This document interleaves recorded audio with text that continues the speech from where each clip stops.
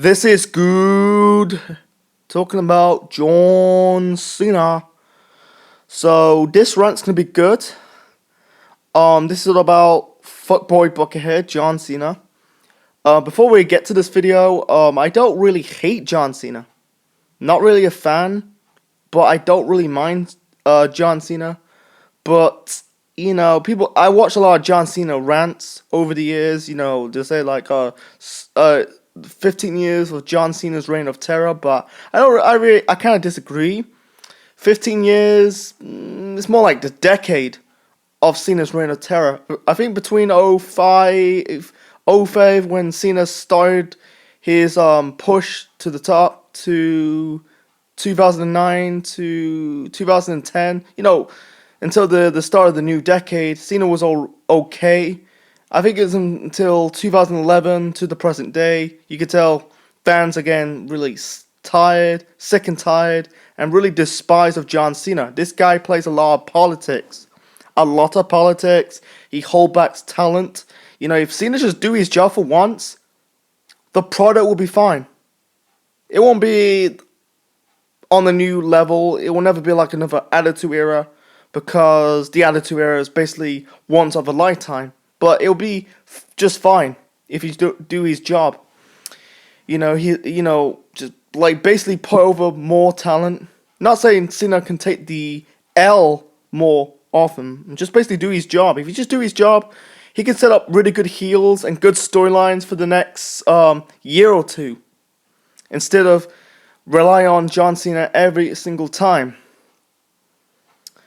The one thing people do, one thing Cena does, he kind of like goes off the script.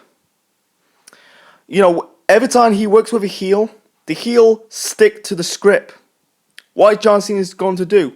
He goes off the script. He does like, I do this, for this kid, for this, kid. He points out this kid who's kind of like dying on cancer, and what the heel's supposed to do. Kind of say, fuck this kid, or the hell with this kid, screw this kid. They have to shoot promo their way. They have to also go off the script, and they're gonna wind up getting trouble backstage, because John Cena does also go off the script. You don't really see Cena getting trouble backstage for going off the script. Why does heel get in trouble, but Cena doesn't get in trouble? Don't understand. The number one John Cena burial, it has to be the Nexus, man. It has to be the Nexus, man. This guy rebooked that main event. Everyone knows that main event, Team WWE versus the Nexus at SummerSlam. The original plan that the Nexus will go over, but Cena kind of rebooked it at the last minute. I think he buried. You had I think it was Wade Barrett hit Cena with a waist slam outside of the ring, but but unfortunately they changed it. I can't remember that well, but Cena kind of like rebooked it, and Cena went on to bury the Nexus, the guys, because to trying to get him over instead of the Nexus over. The merchandise sales completely dropped about this guy, fuckboy buckethead. You can tell if they just like if Cena should basically put over Nexus, the merchandise will be still fine. They'll be still selling, and those guys will be big stars. But no, he has to bury these guys for no fucking reason to get him over. I think Jericho exposed it, in his podcast. Edge also explained the details about that main event. Let me think. Ryback buried him. I think he took shit backstage. I think every wrestler when work with Cena, they totally despise John Cena because he's hogging the spotlight. Cena is not bad. He's not really a bad talker, but we've got the fans telling Vince, like, turn this guy fucking heel. The guy can be a good heel, but Cena, I think back in the day, that rumors that Vince McMahon want John Cena heel, But Cena kind of refused to Vince for not turning heel because he wanted to do it for the kids. It's just like, wait a minute. You just basically not kind of say no to your boss. If the boss tells you to do something, you do it. This is a promo. This is before, John Cena versus CM Punk at Money in the Bank 2011. Vince brought a good point that he said to Cena, this is not your company, this is my company. You can look it up on YouTube out there. He said, Vince said, this is not your company, this is my company for John Cena. Because Cena think he runs the company, but Vince run the company. You don't run the company. You're the employee. If your boss, if the boss tells you to do something, you do it. Do your fucking job. He also bashed the Undertaker, like said, "Oh, you're just a battered legend with a bad hip." God, you can tell you're shitting on a legend that he does his job. I'm not gonna go into many guys Undertaker put over. The number one guy he put over is Mick Foley. In those 3 matches, that King of the Ring 96, SummerSlam 96, and I think it was Bury the Alive in 1996. He put that guy over. And that's why, and 3 years later, won the WWE title and become a star.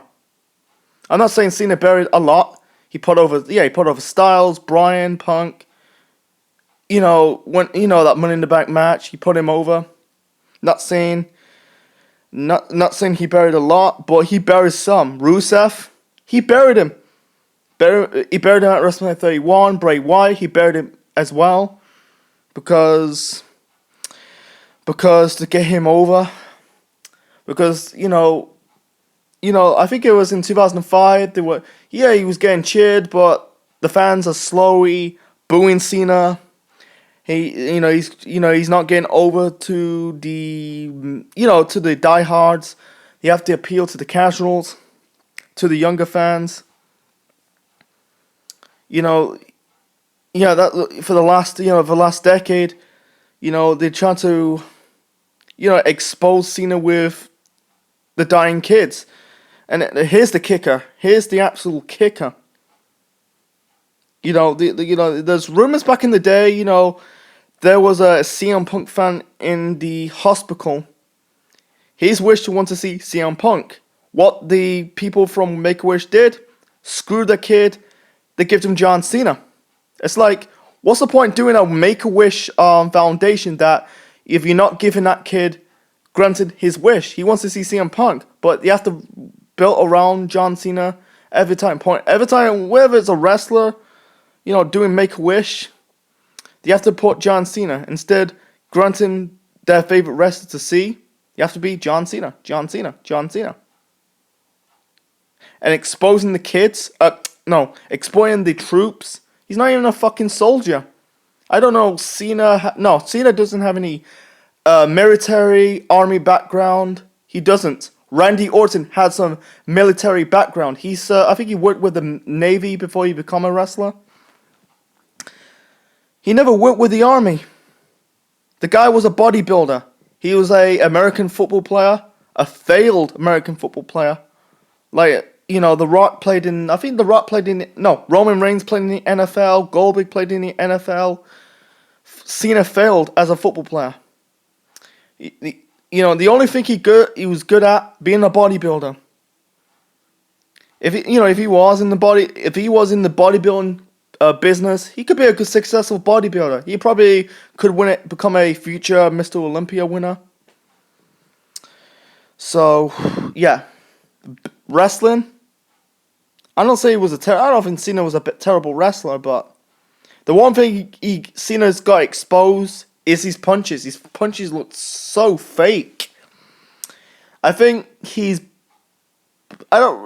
some of his moves, he kind of botched a lot. So, actually, this is part 1 of it. Stay tuned for next time for part 2 of the John Cena rant.